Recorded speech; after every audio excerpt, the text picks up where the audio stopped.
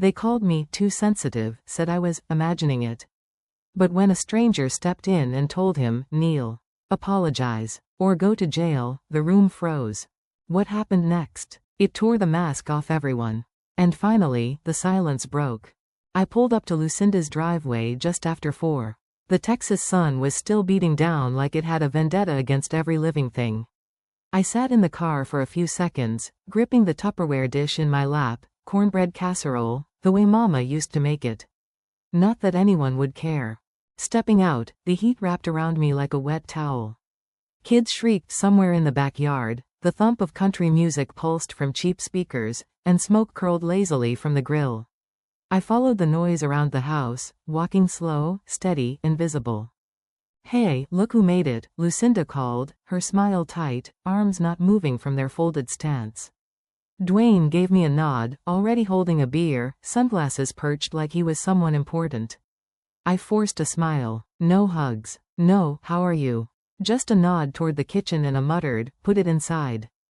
The screen door slammed behind me. The counter was already full, store-bought dips, foil-wrapped trays, a whole brisket. My casserole looked like a guest at the wrong party. No one noticed I placed it down. Back outside, I leaned against the porch railing. Conversations floated around me but never toward me. I watched as my niece, Callie, scroll through her phone with one hand and pick at her plate with the other. She didn't look up when I waved. Hey, could you give us a hand in the kitchen? Lucinda called, like it was a favor, not a command. Just like old times. I walked back inside, silently. Stack the plates. Refill the lemonade. Wipe the counter. It was always something. Lucinda followed, a smirk tugging at her lip. You always were better in the background, huh? She chuckled, sipping wine. I didn't respond. I never did. Years of birthdays missed because someone had to help clean. Late night drives to babysit when no one else could. I gave, and somehow, I was still the one on the outside. From the dining room, Dwayne's voice carried, you know what she needs. A man who can pay for dinner. Laughter followed. His kind of laughter, loud, smug, meant to sting. No one stopped him, not even my father, sitting there sipping sweet tea like he hadn't heard a thing. That silence. It hurt more than Dwayne's mouth. I walked out to the backyard, trying to breathe. The smell of smoke and grease filled my lungs. Dwayne stood by the grill now, one arm draped over the lid. His beer nearly empty. Hey, he called. You finally come out to see how real folks cook? He reached into the pit, flicked a small, glowing coal in my direction, joking, he thought. It landed on my ankle. The burn was instant, sharp. I yelped, stumbling back, slapping at my leg.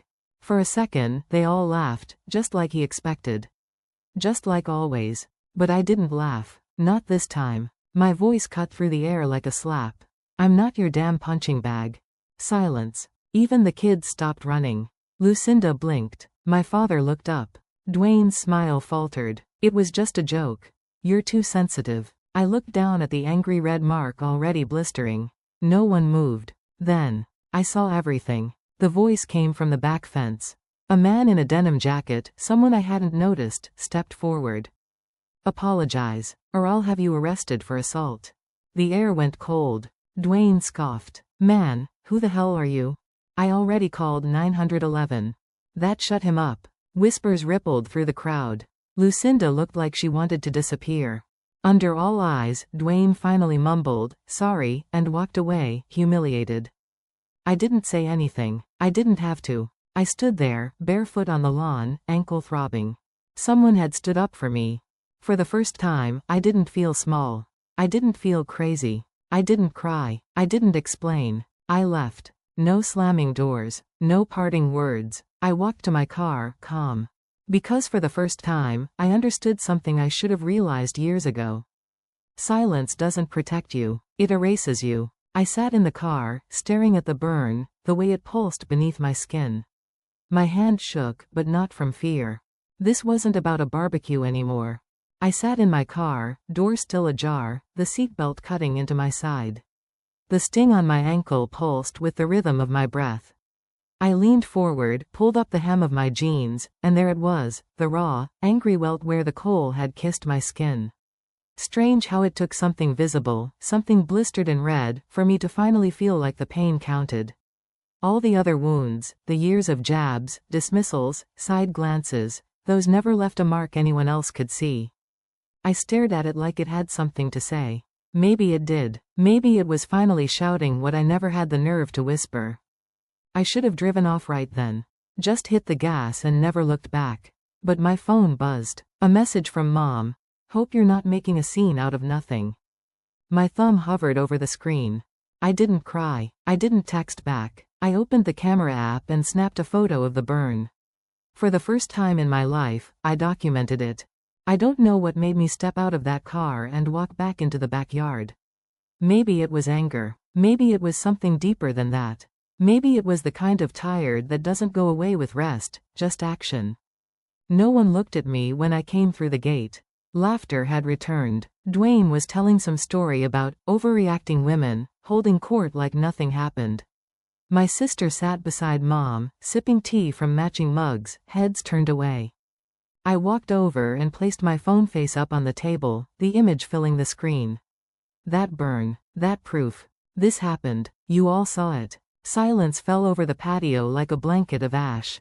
Mom wouldn't meet my eye. Let it go, Delara. Don't make trouble. Lucinda sighed without looking up. You're always so dramatic. And there it was. The same old chorus. I didn't yell. I didn't flinch. I just turned and walked away. Not fast. Not storming. Just steady. Every step felt heavier, but my shoulders didn't curl. My spine didn't bow. Back in my car, engine rumbling low, I pulled onto the main road, windows down. I didn't have a plan, just distance. A billboard caught my eye as I passed the county line. You teach people how to treat you.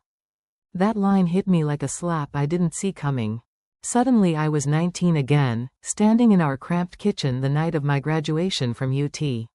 I'd asked them all to come early, just this once, just to show they cared. They arrived late. No flowers. No balloons. My father said, she's not even the first in the family to graduate. Lucinda toasted, to herself. And Dwayne? He asked me, in front of everyone, if I even had a job lined up. That night, I cried in my room. Quiet, like always. The walls too thin for noise. That was the first time I'd ever thought, maybe I'm invisible because they choose not to see me. Back in the present, I gripped the wheel and whispered, no more.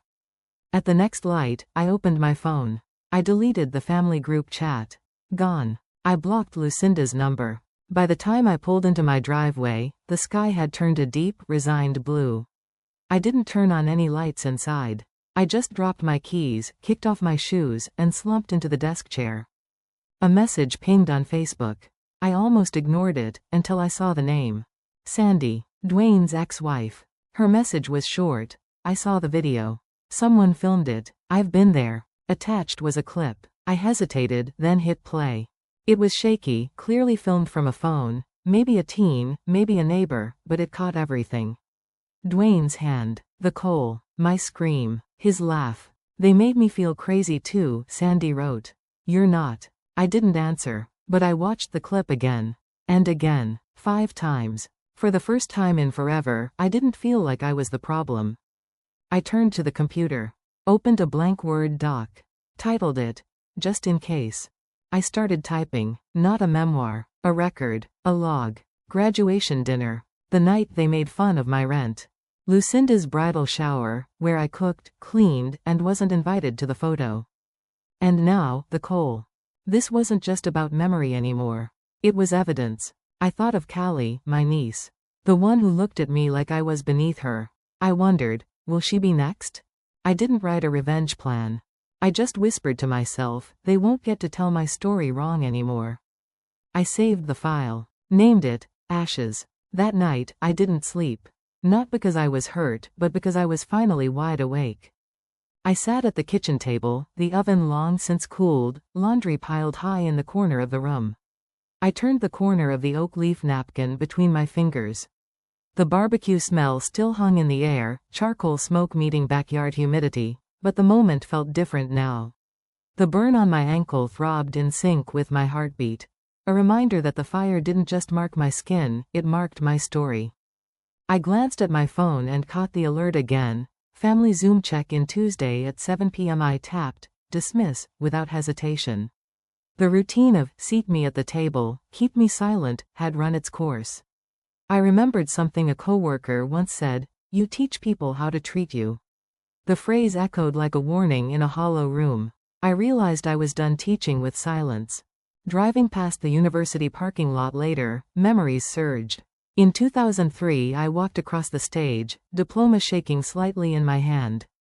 I expected proud hugs, a toast or two. Instead, Dad raised his glass, but apologized to guests for the delay, essentially apologizing for me. My sister's speech centered on her promotion. Dwayne asked me over appetizers if I had a job yet. The words hurt, but what stung more was the absence of dignity. I cried later that night in my room, walls too thin to hold secrets. That was the first time I wondered if maybe I wasn't invisible because I was quiet, but because they chose not to see me.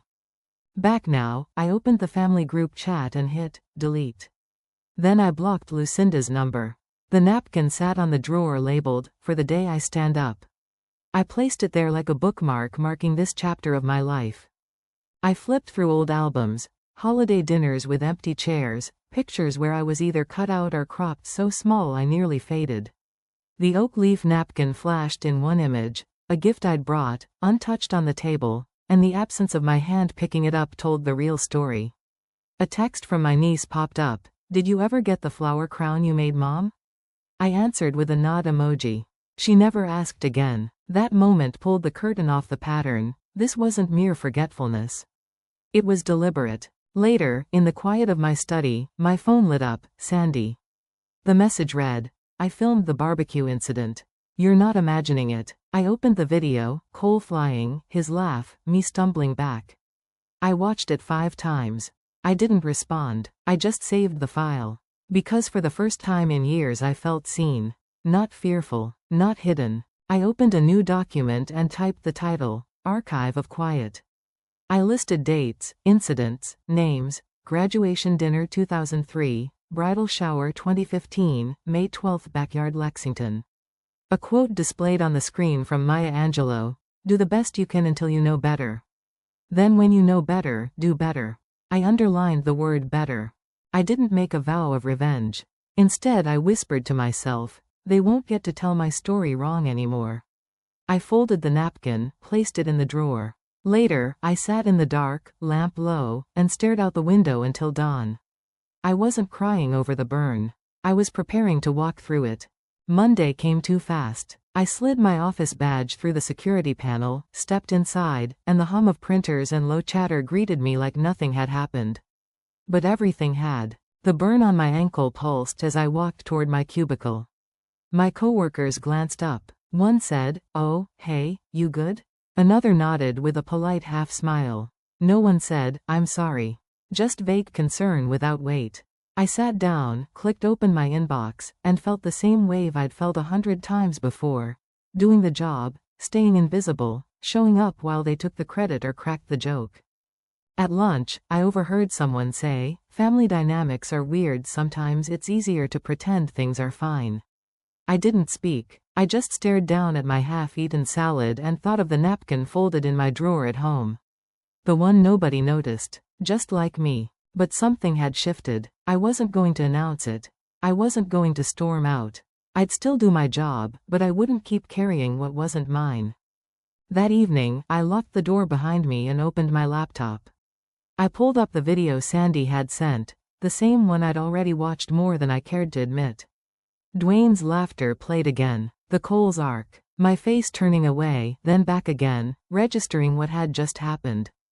Then I caught something I missed before. A teenager standing just behind the grill trailer, partially hidden, phone raised. I paused the video and zoomed in.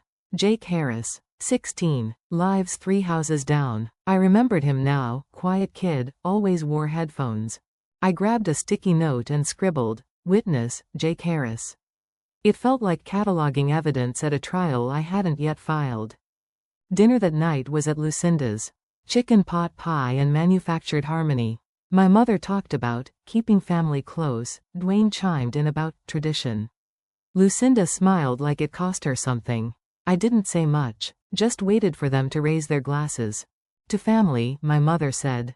I raised mine and said, to the ones who do the work without applause. Nobody clinked their glass to mine. They didn't argue. They just looked confused, maybe a little exposed. That silence, I held onto it. It told me more than any apology ever had. For once, I didn't feel small. I felt deliberate. Tuesday morning, driving past the university again, the scene from years ago played back like an old cassette. Graduation night, my father saying, celebration? Sure, but real life starts when someone actually contributes. Lucinda nodding. Someone else at the table, one of their friends, wiping their hands on the same oak leaf napkin I'd seen at the barbecue. Back home, I pulled a folder from the file cabinet. Graduation 2003 unacknowledged. I started listing names, what was said, what wasn't. I saw it clearly now. They didn't forget me. They edited me. I looked at myself in the mirror, burn mark faint now but still there. I whispered, no more rewriting. That afternoon, I was waiting outside Lucinda's to pick up my car, left behind after the barbecue when things spiraled. Sandy walked up the sidewalk like she'd done it 100 times. But this time she stopped in front of me. Hey, she said, I saw your rooftop post. She handed me a USB. You'll want these. Inside were additional files, time-stamped images, more angles of the barbecue, audio clips. Jake's footage, maybe. Or someone else. It didn't matter who anymore. What mattered was this. Others had seen what I lived through. I wasn't the only one. They tried to bury it, she said. But they didn't own every camera in that yard. My breath caught, not from anxiety, but recognition. I wasn't isolated. I was witnessed. That night, I opened a fresh document on my laptop. Titled it, Visible. I typed the first line. My role was never background. It was just unframed. I added the USB's contents. Attached the napkin photo. Created a timeline. Labeled each event. I wasn't building a case for revenge, I was writing the version they didn't get to control. I drafted an email to my friend who practiced family law. Let's talk about reversal of control. Short, clear, intentional. Before bed, I looked at the oak leaf napkin, still on the dresser. I folded it twice and set it on the nightstand. Not hidden, not symbolic, just there. I climbed into bed, and this time, I didn't dream. Instead, I planned. I got home just after 8. The meeting had run longer than expected, and the drive back was quiet, too quiet. The neighborhood streetlights hummed, casting soft shadows across the sidewalk. I locked the door behind me, dropped my keys in the bowl by the entryway, and headed straight to the bedroom. The napkin I'd pulled from the drawer earlier still sat neatly folded on the nightstand, like it had been waiting. I stood there staring at it, the silence pressing in like a weight. That familiar tension, the one where you hope nothing will happen if you just don't move, was gone. Something had shifted. I heard my mother's voice echo in my head, that old saying she used whenever something uncomfortable came up, we keep the mess out of sight. I had been that mess. Tucked in the corners, smoothed over. In the study, I flipped open my laptop. The folder, visible, blinked at me from the screen. The document inside was still empty. But the burn on my ankle pulsed again, and I didn't need to see Dwayne's laugh in my mind, I could feel it. I shut the laptop, leaned back in my chair, and said it out loud for the first time. This ends when I decide it ends. Back at the desk, I reopened the document and started typing. I will not be edited out again. Simple, firm, mine. Then I listed the people who mattered, Sandy, Jake Harris and his phone footage. My lawyer friend, the one who always knew how to frame things without escalating them. I added notes, Sandy's clip, timestamped 4:22 p.m. Jake's angle from behind the trailer. My lawyer's reply to my earlier email. Each one tethered to the truth. A business article flashed through my head, something about storytelling and ownership. Control your narrative, or someone else will. I underlined it with purpose. I took the oak leaf napkin from the drawer, held it under the lamp. It wasn't sentimental anymore. It was proof, not of what happened, but of what always did. I whispered, you were a keepsake. Now you're armor. And I sent Sandy a message. Ready when you are. That same night, I opened Facebook and posted just one sentence. Sometimes standing up is choosing to be seen. A few likes. Some heart emojis. But also the usual underhanded responses. Cousin Trina wrote, "Hope everything's okay." Aunt June added, "Don't stir things up too much, sweetie." It was always too much when the truth made people squirm. 2 hours later, I sent a private email to the family group. "Let's schedule a sit-down while I still believe this is a family worth saving." No one replied, not even a "we'll talk later." The silence wasn't new, but it felt different now. Deliberate, dismissive. I wrote the date down in my notebook, boxed it in red. I started thinking, maybe the family I was trying to preserve didn't exist the way I thought. Maybe the real family was forming somewhere else. Maybe the ones who noticed, the ones who said nothing but kept showing up, were closer than blood. The napkin slipped from my lap to the floor as I shut the laptop. I stared at it there, like a dropped flag. For a second, I almost reached to pick it up, but I didn't. Let it stay there. Let it remind me of all the times I made myself small. My phone buzzed. Voicemail from Dwayne. "Delara, hope you're not making a big deal out of this. It's not worth all that." I waited 10 minutes before calling back. Left a message. "I know what happened. And I know who saw it." He didn't respond, just hung up, but I could hear it in the dead air before the click. He knew. And he knew I wasn't bluffing. I turned the napkin over and placed it next to the USB drive on the desk. The two things they couldn't unsee. The only sound in the room was the lamp's low hum. I leaned into that stillness. I wasn't hiding anymore. The next morning, I called my lawyer. Told her I wanted to start documenting emotional injury. Not to sue, yet. But to establish a record. My story, my way. I printed out the photo of the burn, sharp and quiet on the paper. I opened the file I'd labeled, May 12th Incident, Lexington Barbecue, and taped the napkin inside the front cover. It didn't need to be pretty. It needed to be seen. I whispered a quote I once heard but never let sink in.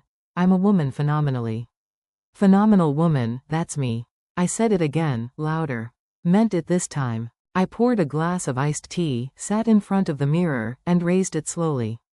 To seeing myself. The phone buzzed again. A message from Sandy. They deleted the footage from the grill cam.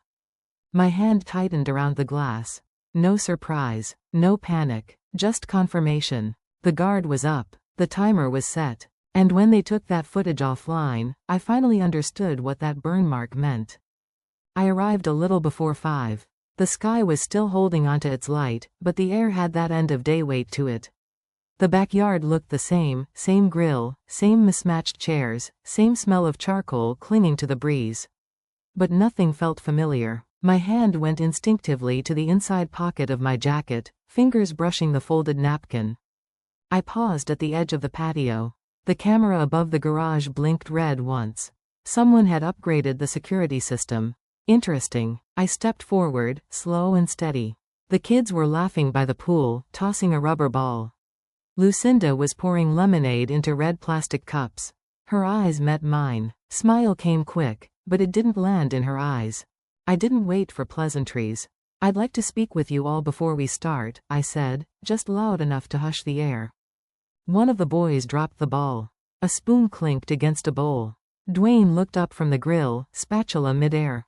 I pulled out the napkin, placed it flat on the table beside my glass. Didn't need to explain it.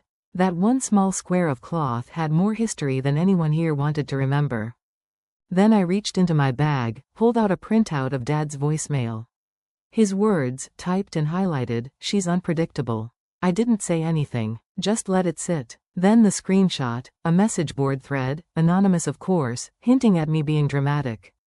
Craving attention. I kept my voice steady. "This is what you say when I'm not in the room. Now I'm in the room." Dwayne's jaw tensed. "Back off. You don't know what you're doing." Lucinda's tone was sugary but firm. "You're going too far, Delara." I looked straight at her. Actually, I've spent a lifetime not going far enough. No one moved. The grill sizzled behind Dwayne, but he didn't turn it down. I could feel eyes on me, not just family, but neighbors across the fence, maybe someone at the upstairs window. Then came the part one hadn't told them to expect. I picked up the tablet Sandy had given me, unlocked it, and tapped the screen. The backyard stilled. From the speakers came the unmistakable scrape of coal across metal, the soft sound of it landing, then Dwayne's voice, his laugh. There was no overdub, no commentary, just the moment. People shifted. A fork dropped. Lucinda's hand flew to her chest. Father stood slowly, looking first at me, then at his son. Mother's lips parted, but she didn't speak. Lucinda turned to the kids, whispered something, ushered them toward the house. I didn't look away. Does laughter feel the same when roles are reversed? Dwayne fumbled for words. Whatever mask he'd worn up until now, it cracked. He didn't deny, didn't joke, just stood there. I leaned back, took a small sip of my drink. I didn't gloat. I didn't raise my voice. I just let the silence work. For the first time in years, it wasn't me bending. Father said nothing. His hands rested on the back of a lawn chair, knuckles pale. Mother murmured something about needing to check on the kitchen and disappeared indoors. The other guests, some extended cousins, a neighbor couple, they began to drift off, polite nods, avoiding eye contact. Dwayne left without a word. Jacket in hand, phone pressed to his ear, walking toward his truck like none of it mattered. Lucinda watched him go. She didn't follow. I sat there for a minute longer. Let the air settle. Let the discomfort breathe. I wasn't here to soothe anymore. The napkin was still on the table. I stood, gathered my things, and turned to face what remained. We'll talk again, I said, but under new terms. Nobody answered. I walked past the pool, the grill, the patio chairs. Out through the side gate to where my car was parked by the curb. The sun had dipped behind the roofline now, casting long shadows across the driveway. In the driver's seat, I sat for a beat. The napkin went back into my jacket. It wasn't comfort anymore. It was a marker. I drove home with the windows halfway down, not for fresh air, but to feel movement. I didn't feel triumphant. I didn't feel vindicated. I felt tired, but clean. When they thought it was over, I stepped into the arena. I got there before anyone else. The living room had been cleared and restructured like a conference space, cold, formal. The big mahogany table sat in the middle, chairs pulled into a clean circle. I placed the folder labeled "Visible" beside me, the oak leaf napkin pinned to the cover. No more symbolism, just clarity. One by one, they filed in. My mother, Glennis, with her Sunday face composure even though it was Saturday night. Tarlina, always dressed like she had somewhere better to be. Joran, silent as ever, hand on her lower back like some kind of politician. And finally, my father, Ellard, who looked 10 years older than last month. I stood up before anyone settled. This meeting, I said, is not about forgiveness. It's about truth. Then I opened the laptop, connected the projector, and played the Cole incident video again, this time on the living room wall, where we used to hang Christmas cards. The laughter. The impact. The silence afterward. Again, no commentary, just the raw clip. Everyone froze. Dwayne's face in the footage was unmistakable. Smirking. Unbothered. Lucinda blinked hard, hands clenched, glancing over at Glennis like she wanted instruction on what to feel. I let the video loop once, then paused it on the frame where the coal met my skin. I didn't flinch. This happened, and you all moved on like it didn't. No one interrupted. I passed around printed packets, labeled clearly, year by year, page by page. Timeline of ignored contributions. Burn incident. Security footage. Testimony from Jake Harris, our neighbor's son. They flipped pages slowly. Each line held evidence they thought I hadn't noticed. Payments. Messages. Photos I'd been edited out of. Notes I'd written, dismissed or deleted. Then I read out loud, calm but deliberate. When someone shows you who they are, believe them. Maya Angelou. Tarlina scoffed. You're making this a spectacle. I met her eyes. No. A spectacle hides. This is accountability. My father leaned forward, arms crossed. Joran shifted in his seat, visibly tense. I spent years making excuses for this family, I continued. Kept the peace. Stayed quiet. But I'm not doing that anymore. Joran snapped, you're twisting this for attention. I didn't even look at him. I just slid the legal document across the table. This is a notice of intent regarding emotional and financial harm. Lucinda paled. Glennis looked at the wall like it would swallow her. I stayed standing. I asked for inclusion. You gave me erasure. I let it happen, but I'm not letting it happen again. Sandy's new footage pinged onto the screen, a second angle, different voice, same moment. The patio camera had caught everything. I hit play again. No one moved. Even Joran leaned back now, unsure of where to go. I clicked one final slide. A photo of the napkin. The same one Glennis gave me, the one that had lived in my drawer, my jacket, my hand. This, I said, was given to me like it meant something. Now it does, because it reminds me that silence never protected me. Nobody spoke. My father finally broke the silence. We need time. I closed my folder slowly. Take it. I'm done waiting. I stood, tucked the napkin into my jacket pocket, and walked toward the door. Didn't rush. Didn't turn back. On the porch, the air was heavier than it had been an hour ago. I looked back once, not to hesitate, but to make sure I wouldn't change my mind. Then I kept walking. By the time I pulled into my driveway, it was fully dark. I parked, walked up the porch steps, and unlocked the front door. Inside, everything was quiet, no buzz, no pressure, just breath. I went straight to the study and placed the folder inside the locked cabinet. I didn't feel angry. I felt focused. This isn't revenge, I whispered. It's recognition and respect. I texted Sandy. We proceed Monday. Social release. Legal follow-up. Full story. Then I unfolded the napkin and hung it on the wall of the study. Not as nostalgia. As a banner. Tomorrow, they'll wake up with the story they didn't tell, mine. I stepped into my house and paused just inside the doorway. The light from the window stretched across the hardwood floor, catching the frame on the opposite wall. There it was, the oak leaf napkin, neatly pressed and framed. No longer a remnant of silence. Now it was proof. I closed the door behind me, kicked off my shoes, and walked slowly to the living room. The burn on my ankle had faded, but when I rolled my pant leg up, I could still see the scar. It didn't sting anymore, not the way it used to. But it reminded me. I sat down in my favorite chair by the window. The same one I used to curl up in when I needed to disappear. I looked at the sunlight draped over the coffee table and said aloud, I didn't walk away from them. I walked away from a story they refused to tell. The visible folder sat in plain sight, but it didn't demand my attention anymore. I'd already seen all I needed. I poured a glass of iced tea, the clink of the ice familiar and grounding. I picked up my phone and sent Sandy a message, you were right. A few seconds later, she replied, you were never alone. I stared out the window, letting the quiet settle, deeper this time, not empty, but full. Later that afternoon, I called my father. He didn't answer, so I left a message. Dad, I'm here if you ever want to talk. Not about fixing things, but about seeing things, our story. Not the version you edited for comfort. I paused, then added, Brené Brown once said, authenticity is the daily practice of letting go of who we think we're supposed to be and embracing who we are. That's what I'm doing now.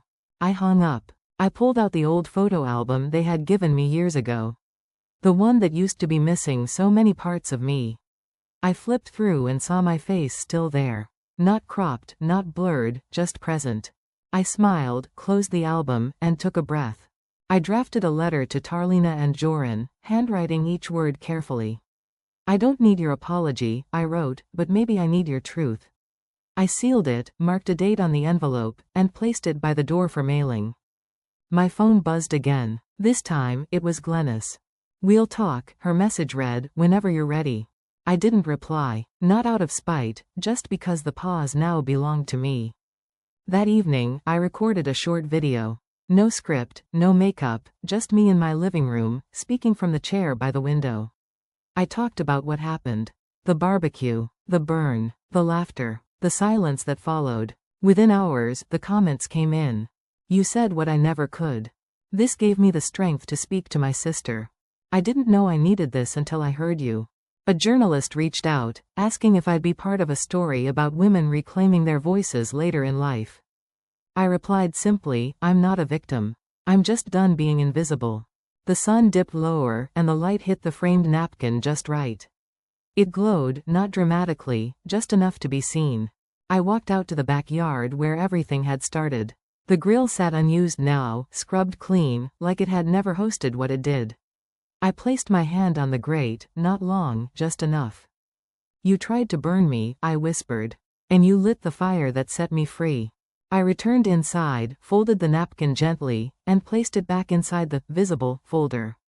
I didn't toss it, didn't destroy it. I kept it, because it meant something new now. The ache in my chest wasn't sharp anymore. It had softened, like old bruises.